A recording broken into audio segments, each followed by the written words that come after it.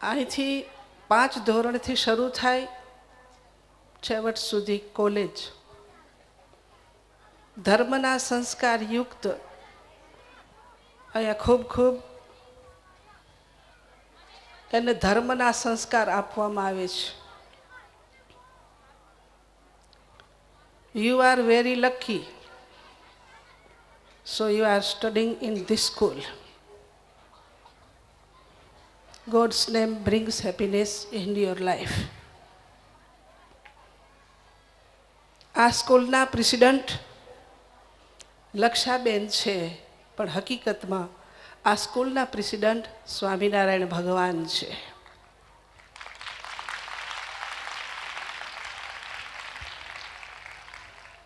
અને ખૂબ ખૂબ ધન્યવાદ જો કહેતા હોઈએ તો આ શાળા એમને થઈ શકતી નથી. શાળા માટે ખૂબ પૈસા જોઈએ છે અને યોગદાન આપનારા ખૂબ ખૂબ ધન્યવાદ છે અમારા હરિભક્તો કચ્છનાને. યોગદાનનું જ્યારે જ્યારે વાત આવે છે, કચ્છ પૈસાથી સભર છે, સત્સંગથી પણ સભર છે અને કચ્છમાં અમને જન્મ મળ્યો એની અમને ખૂબ ગૌરવતા છે. અમારા કચ્છના હરિભક્તો વિદેશ ગયા, પણ એક વાત એટલી બધી સત્યતા સમર્થ ટકાવી રાખી, અમે ભલે ભાડા ભરશું પણ અમારા જ્યાં જ્યાં જઈએ તો અમારે મંદિર તો જોઈશે. ઓસ્ટ્રેલિયા ગયા, અમેરિકા, આફ્રિકા કે યુગાન્ડા કે રૂવાન્ડા, જ્યાં ગયા છે ત્યાં મંદિર એને બનાવ્યા છે. અને આજે એવું ને એવું મંદિર કન્યાને માટે કોલેજ સુધી કંઈ એમ જ મફત બનતું નથી.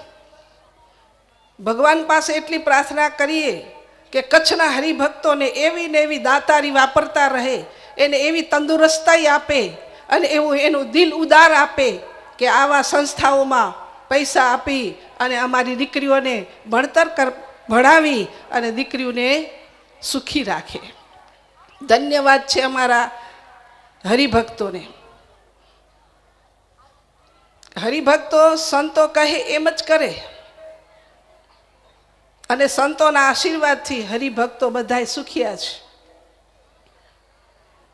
વારંવાર સંતો પાસે આ વાત જતી કે સ્વામી અમને કોલેજ કરી દો, ત્યારે સંતો જબરદસ્ત મહેનત ઉઠાવી વિદેશ ગયા અને કન્યા માટે આવી સુવિધા પ્રાપ્ત કરી અને આપણા બધાય દીકરીઓ માટે કોલેજ બનાવી. હવે ખાસ એ કહેવાનું છે, કચ્છના જે અમારા હરિભક્તો હોય, બહેન માતાઓ હોય, એમણે ખાસ ધ્યાન રાખવું, તમારી દીકરી બીજી સ્કૂલે ન જાય પણ આ ધાર્મિક સ્કૂલમાં આવે. એના માટે તો આટલો ખર્ચો કરી, આટલો દાખલો કરી અને આ શાળા બનાવી છે. પાછી શાળા કેવી, તમે બધી જગ્યાએ ફરી આવો, આવી શાળા ક્યાંય પણ મળશે નહીં, જેમાં ધર્મના સંસ્કાર અપાય છે, સદાચારના સંસ્કાર અપાય છે. પૂજાની પદ્ધતિ તો પહેલેથી જ ચાલી આવે છે. નાની 5મી ધોરણથી દીકરી ભણવા આવે ત્યારથી પૂજા કરવાની શરૂઆત. અમારા લક્ષાબેન ગ્રહમાતા છે, ભલે વૃદ્ધ છે પણ દીકરીઓ બધી એની આજ્ઞામાં રહે છે. આટલા વડીલ છે અમારા ગ્રહમાતા, પણ કોઈ દિવસ આ દીકરીઓ ગ્રહમાતાને સામે થતી નથી એવી અમને ખાતરી છે. પણ હવે તો એટલી પદ્ધતિસર દીકરીઓની વાણી છે, વર્તન છે, વિવેક છે, વિનય છે. કોઈ દીકરીઓ પોતે તોછડી વાણીથી એકબીજાને બોલાવતા નથી.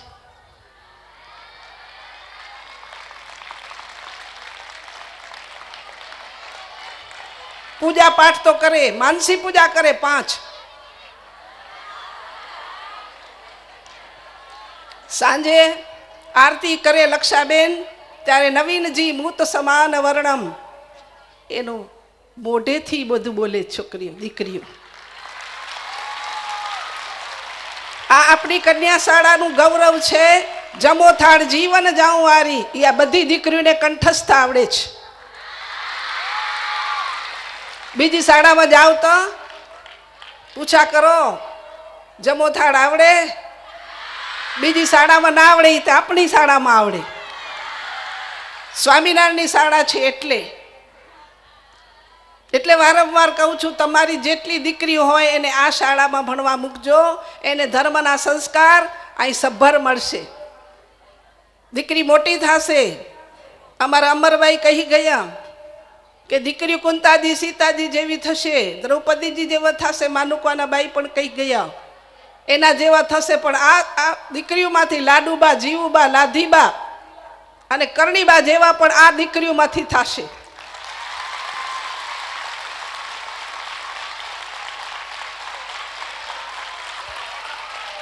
નાના હોય ને નાના, એ મોટા થશે. મોટામાંથી નાનકડા નહીં થાય. એટલે આ દીકરીમાંથી જ મોટા સંત થશે અને આ જ સંસ્કાર બધાને એ આપી શકશે. ખૂબ ખૂબ આજનો પ્રોગ્રામ જોઈને અતિ આનંદ થયો છે. આવા પ્રોગ્રામ અમે આજથી પહેલાં કોઈ જગતના પ્રોગ્રામ નહોતા. આ પ્રોગ્રામ બધાય ધાર્મિક હતા. અક્ષરધામમાં જાશું એ પ્રોગ્રામ જોઈને તમારા રૂવાણા ઊભા થઈ ગયા. આટલી નાની દીકરીઓ એમ કે અમે અક્ષરધામમાં જાશું. અક્ષરધામનું નામે ના આવડે નહીં તો દીકરીઓને. સમુદ્ર મંથનનું બહુ સરસ પ્રોગ્રામ કર્યા છે. અહીંયા દાન ભોગ આપનારા અમારા હરિભક્તોને પણ ખૂબ ખૂબ અમે આશીર્વાદ આપીએ. આવીને આવી એને કમાણીમાં બરકત નાખે નરનાળ દેવ. અને જુઓ તો ખરા નરનાળ દેવનું કેટલા અજબનું મંદિર બનાવ્યું. ક્યાંય પણ કચ્છના હરિભક્તો સિવાય અમારા સંતોને ક્યાંય પણ હાથ લાંબો કરવો નથી પડ્યો. આ સ્વામિનારાયણ ભગવાને આ કચ્છ દેશને પોતાના કાંખમાં તેડ્યો છે. એવો ચાગલો દીકરો જો હોય તો આ કચ્છ છે.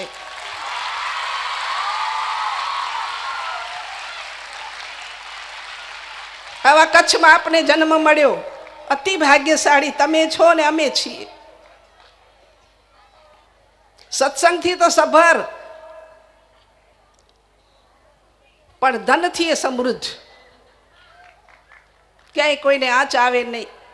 દીકરીઓને સવારે પૂછીએ નાસ્તો પાણી કેવો મળે તો દૂધની સાથે, ઘરે એના માવતર ન આપે એવો નાસ્તો અહીંયા આપે છે. જ્યારે જ્યારે આવીએ રસોડામાં તપાસ કરીએ એકે નળમાં કોથરી બાંધ્યા સિવાયની કોઈ નળ ન હોય. આવા તો અહીંયા સંસ્કાર મળે, સદાચાર મળે છે. આ નાની નાની દીકરીઓ અત્યારે લાગે તોફાની છે, પણ જ્યારે અમે આવીએ છીએ કથામાં બેસીએ ત્યારે એક કોઈ એટલી સભા બેઠી હોય કે જરાય કોઈ ઘોંઘાટ ન કરે.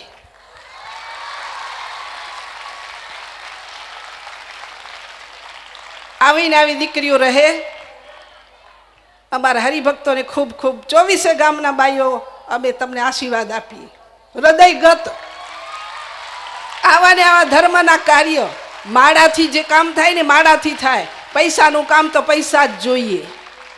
અમારા હરિભક્ત એવા એકલા એકલા એક એક મંદિર બનાવી દે. ધન્ય હો, એ પૂર્વના રાજા છે. એ પૂર્વના રાજા છે એટલે આટલું બધું ધન ભગવાને આપ્યું છે.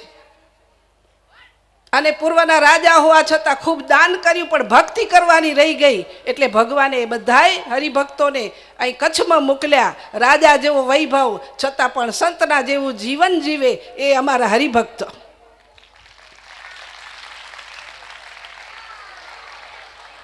અને હરિભક્તને જો